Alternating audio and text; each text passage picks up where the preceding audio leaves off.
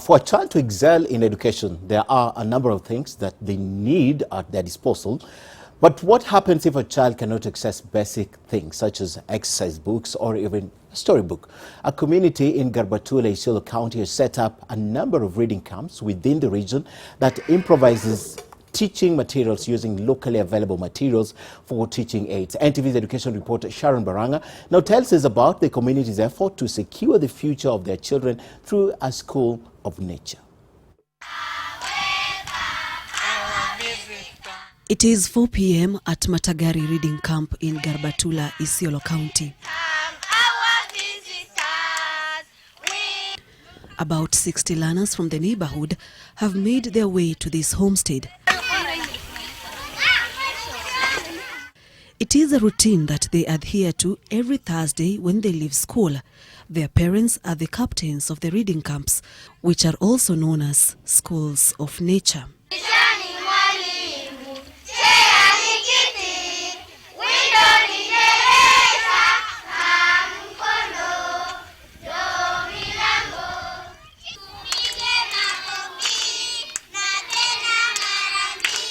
The children from the neighborhood first congregate and together they sing and are taught life skills before they break out into groups depending on the level of class.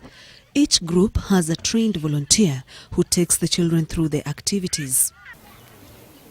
The out-of-school learning differs from conventional learning in schools. The only similarity is that they have a timetable listing the activities they will be engaging in for the time they will be here. The beauty and uniqueness of the School of Nature is in the teaching aids. The community has put to use locally available materials such as wild fruits, bottle tops, beads, sand, stones and plants. Our parents helped in making these materials because as you can see, even those who are illiterate, they support in even cutting the shapes. They can support in knitting. We also use old sacks. Children in the reading camps are taught how to count, write letters of the alphabet and read. So friendly and engaging is the program that already teachers have noted an impressive improvement in academics for children who religiously attend the camps. After every month, tunafanya monitoring and tuna evaluate na kama kuna mahali tunaweza rekebisha, tunaweza kuwasaidia. Hata imeweza kusaidia hao watoto kufanya vizuri katika masomo yao ya kawaida. All the children are taught how to read, and since they do not have storybooks, the trained volunteers made storybooks out of banana fibers and carton boxes. Yeah. The characters in the storybooks have names of people and places that the children can easily identify with. Parents come in as storytellers. They also provide a space, a child-friendly space where children can meet. About 460 children attending the reading camp with about almost equal number of boys and girls attending across all 13 reading camps. We target children in grade 3, grade 2, grade 1, PP1 and PP2, and also children out of school. We have to support education or learning outside the school. We as volunteers, we came up with such materials because inatuambia kwamba whatever we are using in education or learning or the teaching of the children, we have to use the local available material. The main purpose of the reading camps is to complement what the children are taught in school. We went to school and sampled their reading ratings by term 1. When we compared with the ratings in term 2, there was a remarkable improvement. Watoto walikuwa chini sana hata kwa alphabet they can't even recall. Sasa tukaona kweli tulijaribu kumanage kutengeneza kweli tunajua mtoto anahitaji ku alphabet. Sasa lazima tunafuata tutafute box ndio mtoto angalie na ashika kabisa. There are 5 schools being supported by 4 reading camps in Garbatulla, namely Garbatulla Boarding Primary School, Matagari Primary School, Nagaa Primary School, Dawa Primary School, and Garbatulla Day Primary School. Lion is beating the hyena. Lion punish 6 hyena. grade 3 pupils in this class at Matagari Primary School attend the reading camps.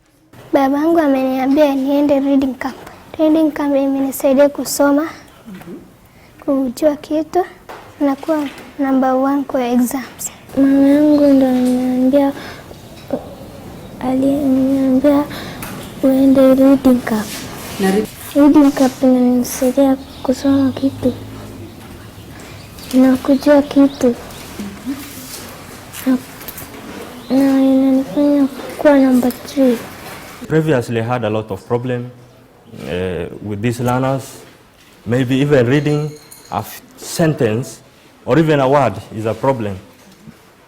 But since this facilitation started, we are getting a lot of support. The reading camp sessions are conducted once a week by trained volunteers, that is after school or during weekends. A session can run up to 90 minutes, but the volunteers can extend the duration depending on what activity that the children were doing. The schools of nature are currently implemented in 18 counties, where World Vision implements child protection programs. Community reading camps began early in March this year. We began by training of community volunteers, 28 of them, to support 13 community reading camps.